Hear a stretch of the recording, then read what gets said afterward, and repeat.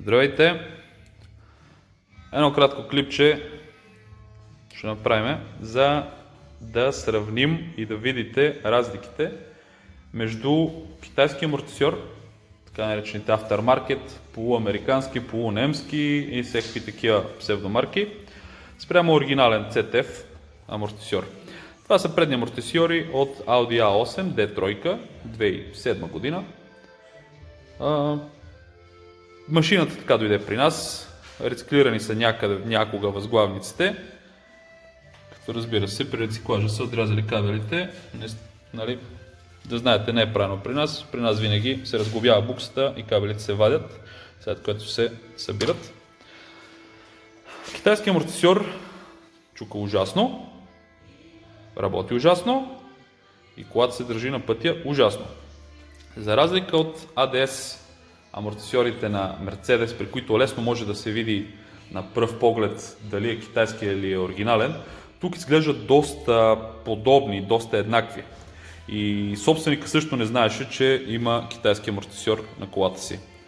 Един от малкото белези, с които може да се хване китайски амортисьор, е заварката, която е точно ето тук. Ето това нещо, това захващане, тази заварка. При китайските амортисьори изглежда така, виждаш се самия шеф как е направен, а това е заварката при оригиналните. Оригиналните са доста по, как да го нареча, обла, самата заварка изглежда по съвсем друг начин. Така че това нещо може да го видите за сравнение. И при китайските, между другото, има много странна щампа на доста от тях. Щампа все едно оригинален ВАК номер, което обаче са пълни глупости. След малко ще ги качим на стенда и ще ви покажем защо китайцът е толкова зле. Има често съм чувал спорове, че кое е китайско, но поне е ново. Ще видите защо новото китайско не става и защо влошава комфорта и защо просто не си струва парите. До след малко. Правим динамометричен тест на амортисьора от Aosmith преден A8D3. Амортисьор е оригинален, ремонтиран от нас.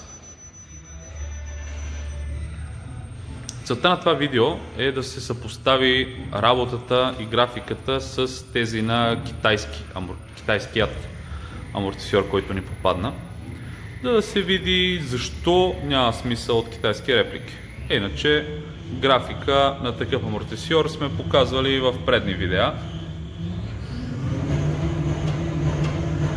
След като тестваме и другия, ще съпоставим двете графики една до друга, за да ви обясним къде е разликата и къде де-факто се крие проблемът. Счукане, липса на комфорт и така нататък. Пускаме и китайца от Народната република, който, както вече казах, най-лесно може да се познае по заварката, която е отдолу, грозната, а има и някаква щамповка тук на захващането. Като резистанс, разбира се, е много надолу. Първоначално човек може да си помисли, нали, че какво по-слаб е, няма проблеми. Но при малко по-голямо натоварване какво се вижда? Амортисьора не само, че не му е симетрична графиката, но и работи наобратно. Сега ще пуснем двете графики една до друга и ще ви обясня точно какво се има в предвид. Така, ето и сега графика от оригинален амортисьор на Aosmith, лявата графика, и от китайския дясната графика. Сега веднага бие на очи, оставете симетричност, колко килограма прави, веднага бие на очи, че двете са обърнати все едно. Какво се получава? Графиката на оригиналния изглежда последния начин. Когато колата кляка надолу, т.е. когато амортисьора рязко се събира, амортисьора е по-слаб, отколкото на разтягане.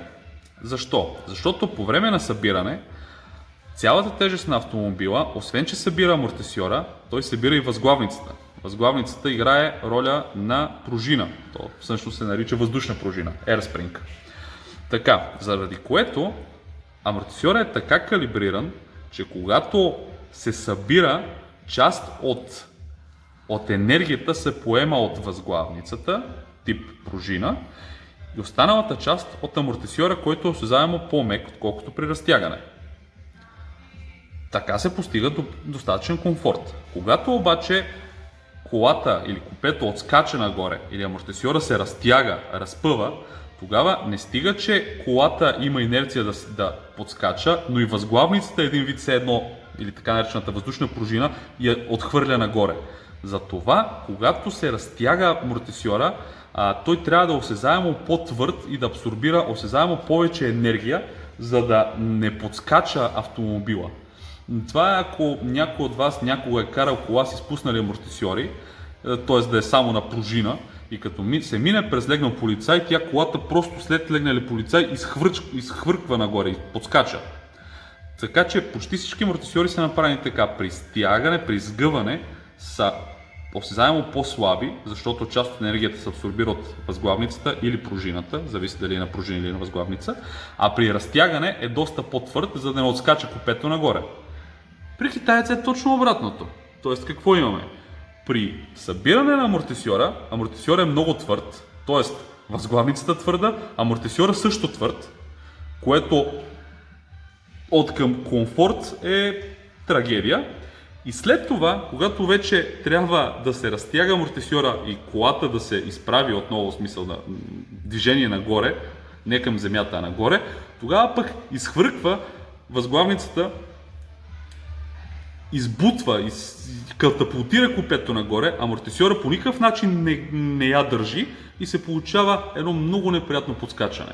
Тоест китайца не само, че не работи, че е слаб, а работи наобратно, с което си върши всичко, за което би трябвало да е създаден, точно на обратното, и вместо да помага, само пречи.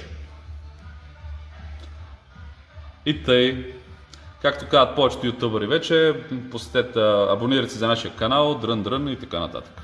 Благодаря ви за вниманието и до нови срещи!